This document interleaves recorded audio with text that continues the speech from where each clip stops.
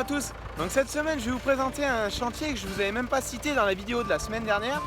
Donc c'est le binage. C'est un chantier un petit peu opportuniste qu'on ne réalise pas tous les ans parce qu'on n'a pas toujours une fenêtre météo qui nous permet de le réaliser dans de bonnes conditions. Mais cette année je jongle un peu avec la météo entre les épandages d'engrais où le tracteur était jumelé. Là je l'ai déjumelé et il va faire donc du binage. Je vous présente tout ça après le générique.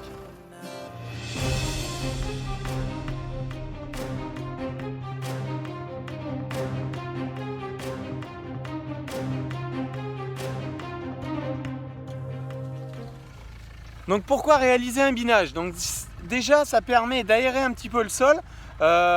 Certains vieux dictons disaient un binage vaut 2 arrosages. C'est pas réellement le cas, mais ça permet de donner un petit coup de fouet effectivement à la culture.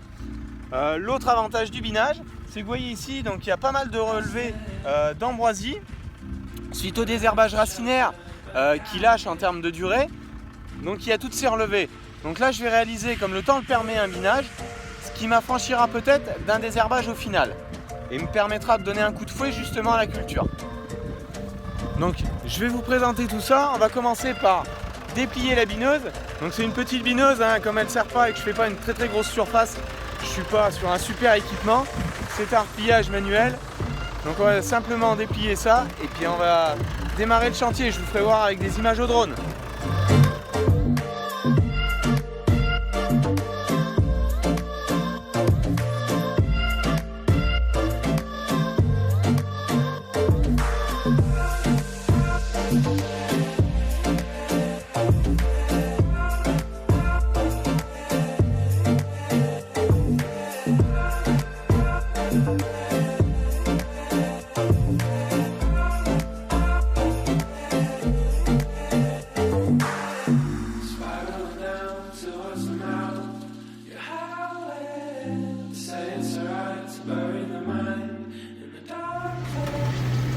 Donc en ce moment c'est le GPS qui est en train de conduire, c'est l'avantage parce que j'ai oublié les supports et je filme avec le téléphone.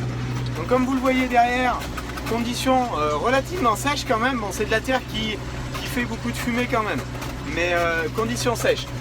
Je roule à une vitesse relativement élevée, le but c'est de ramener de la terre sous les rangs pour essayer de couvrir certaines adventices. Ça ne sera pas du 100% mais ça permettra d'améliorer le désherbage mécanique pour ensuite avoir le moins de chimiques possible. Je tiens à rebondir là-dessus. Vous voyez quand même qu'on fait des efforts. On essaye de s'adapter par rapport à la climato, d'utiliser aussi du mécanique pour avoir le moins d'utilisation de produits phytopharmaceutiques possible.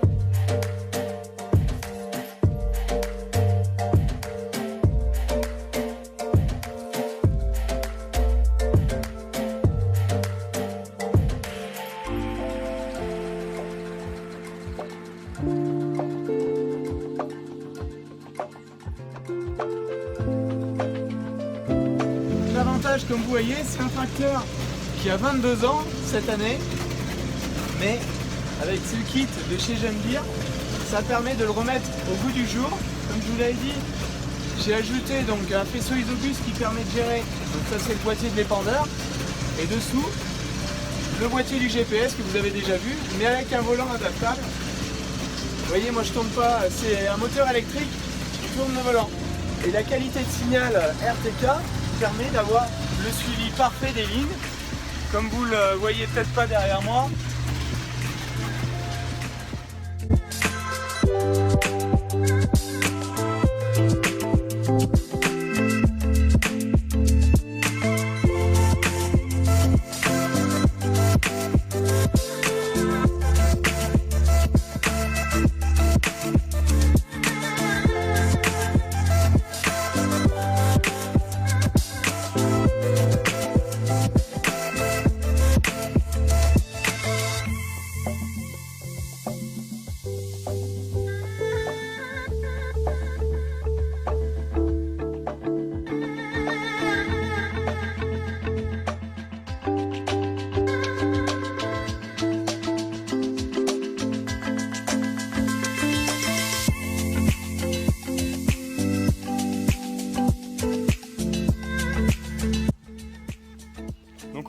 régler un petit peu la profondeur pour voilà, bien arracher toutes les plantules. Parce que sur le haut de la parcelle, la terre est un petit peu plus sérive et c'était un peu limite. Donc vous voyez le tracteur au fond, il ne travaille pas tout seul, c'est que j'ai le renfort de mon papa. Comme beaucoup de youtubeurs, on est un peu pareil et beaucoup d'agriculteurs en général, on a le renfort de nos aînés. Ça nous permet à ces périodes de pointe de réaliser beaucoup plus de travail.